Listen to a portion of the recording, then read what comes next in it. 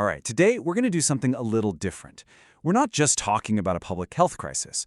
We're going to crack this open like a consultant's report and look at the hard numbers, the investment case for solving India's sanitation problem. This is a deep dive into the real cost and the massive opportunity hiding in plain sight. So let's just start with the single most important number you're going to see. $119.7 billion. And get this, that's not a one-time cost. That's the economic hit India takes every single year because of poor sanitation. It's an absolutely staggering figure, and it's the foundation for everything else we're about to discuss. So how are we going to tackle this? Well, we're going to approach it just like a business case. First, we'll unpack the true cost of the crisis. Then we'll look at the investment blueprint, what it would actually take to fix it. After that, the crucial part, the return on that investment. And finally, we'll lay out some strategic recommendations on how to actually get it done. Let's jump in. Okay, first up, the cost of the crisis. Let's really dig into where that unbelievable annual loss is actually coming from.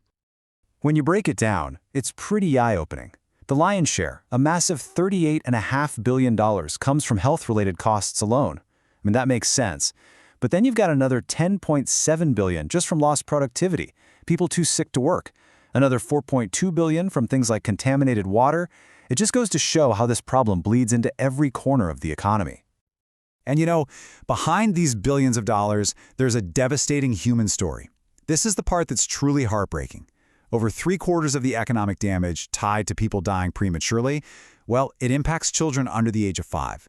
So this isn't just about spreadsheets and GDP. It's an unbelievable tragedy. And the problem is bigger than just sanitation. Take a look at waste management. India generates a literal mountain of garbage every single day. And while a lot of it gets collected, almost half of it is never properly treated. It's like collecting all your trash and then just dumping half of it in the backyard. That gap creates huge health and environmental risks that just add to the overall cost. Okay, so we get it. The problem is massive. Now for the solution. We're talking about a huge, comprehensive plan to bring India's infrastructure all the way up to the standards you'd see in developed nations, what they call OECD standards. And here it is, the headline number for that solution, $1.43 trillion. Now that sounds like an astronomical figure, I know, but remember, this is the total investment needed over a 15-year period to completely reshape the country's infrastructure for water, sanitation, and waste. So where would a number that big even go? It's not just a blank check. You can see here it's highly targeted. The vast majority, a whopping $840 billion, is for urban water and sanitation. Then you've got $200 billion for modern waste management and another $150 billion just to handle sewage treatment. It's a strategic, focused plan. And just to put this all into perspective, let's look at what other countries spend per person. Right now, India spends about $80 per person each year. Compare that to Germany at $300 or Japan at $350. You can see the gap that needs to be closed is just massive. And this, right here, this is the central paradox of the whole situation. It's kind of mind-blowing, actually. The cost of doing nothing, losing over 5% of GDP every year, is more than double what it would cost to actually fix the problem. Developed nations invest about 1.5% to 2% of their GDP. India is losing way more by not investing.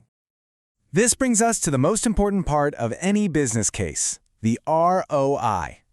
Let's look at why this huge price tag isn't really a cost at all. It's actually a high-yield investment for the entire country. Okay, let's run the numbers. Right now, the economy is losing almost $120 billion a year. After this investment, that number flips completely. It becomes a net saving of almost $70 billion a year. Health costs would plummet by nearly half, and all that lost productivity? It comes right back. The financial argument is just rock solid. So, the big question, how long would it take to make back that massive $1.43 trillion investment? The analysis points to a payback period of just 12 years. For a national infrastructure project of this scale, that's incredibly fast. And it all boils down to this one incredible number, a 40.2% annual return on investment. I mean, a 40% ROI. You just don't see returns like that. This proves it's not a social spending program, it's an economic necessity. So, the numbers work, big time, but we all know just throwing money at a problem doesn't solve it. The real trick is in the execution. So let's look at the biggest challenges and what the path forward looks like. You know, the biggest hurdles aren't really about engineering. They're about people and systems. We're talking about weak capacity in the local city governments, what they call ULBs. Then there's poor coordination between state and national governments, not enough community buy-in, and not taking full advantage of private money. So what's the game plan? Well, it boils down to a 4-step strategy. First, bring the millions of informal waste workers who are already doing so much into the formal system. Second, find new ways to pay for this, like city-level bonds. Third, use modern tech like AI to make everything run smarter. And fourth, train up a new generation of skilled workers to build and run all this new infrastructure. You know, this quote from the analysis really puts it all into perspective. This isn't just another infrastructure project. It's one of the biggest, most important development challenges and, frankly, opportunities of this century. And that brings us right back to where we began. When you're losing almost $120 billion every single year, the question isn't whether India can afford to make this investment. The real question is, how can it possibly afford not to?